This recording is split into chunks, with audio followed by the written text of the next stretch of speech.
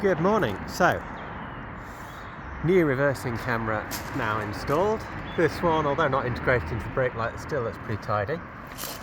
Took a little bit of faff to install, partly due to trying to get the hole in just the right place for it, and partly there's a tiny screw on the side which controls the gimbal, and you're left trying to rotate the camera and move the camera up and down and get it perfectly positioned from the back while someone shouts instructions at you from the front, which is a less than ideal situation.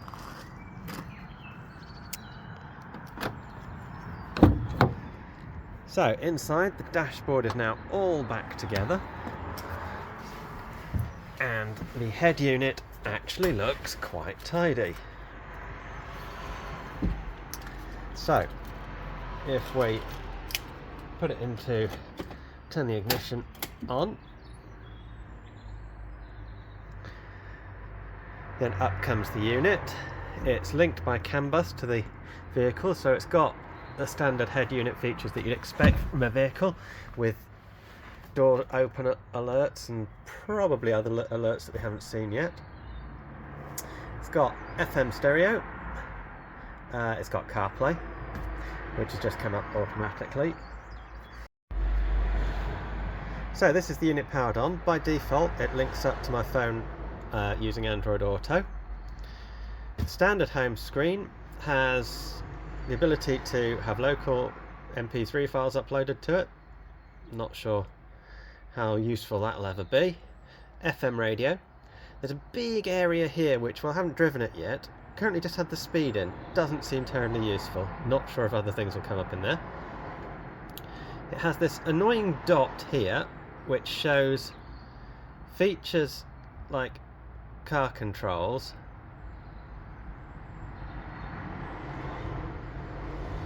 that my vehicle doesn't actually have, and I'm struggling to get rid of that.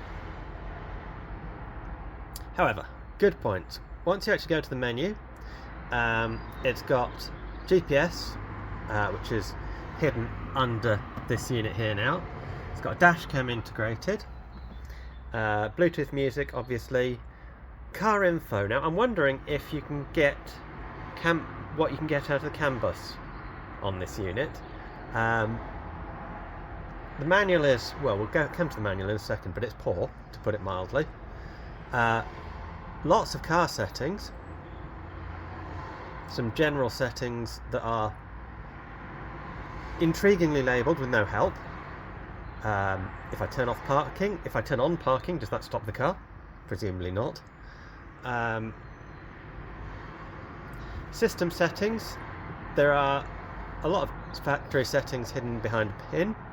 There's a lot of stuff in there, again, all as cryptically labelled as the general settings. We have the DAB radio, which appears to work, albeit tunes in painfully slowly.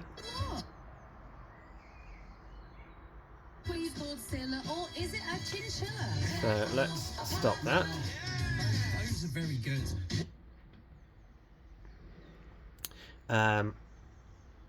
Then we also have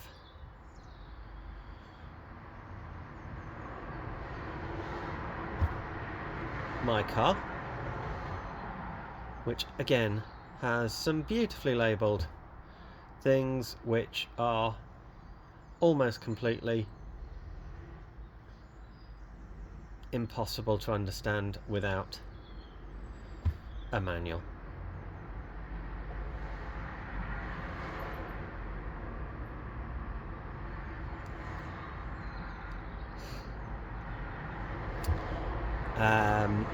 We have steering wheel learning, which doesn't appear to work.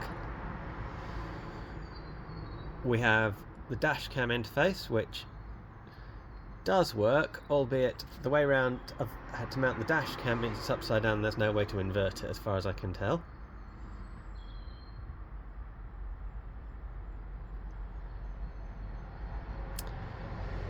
And what else have we got?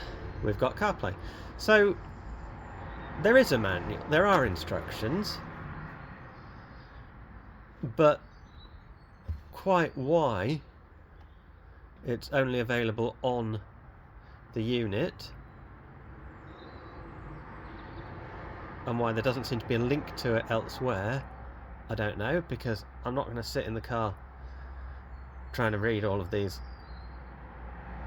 pages, and quite frankly a lot of them, they do appear to have been translated into English, some of them not terribly well. So yeah, beautiful screen, little sluggish, but then I only paid for the £270 model and not the £370 model.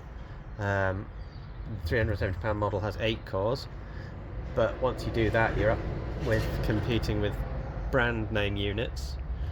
With a brand name unit I could have got the whole package for £600-700. This came in at more like 300.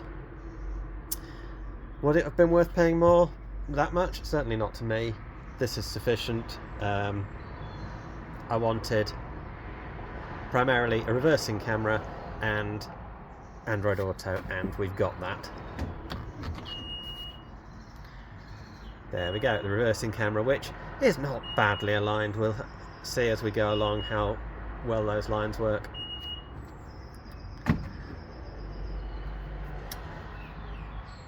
And that's that for this video. Next job will be to get the back painted back white and any little holes filled back in, ready for soundproofing and insulation.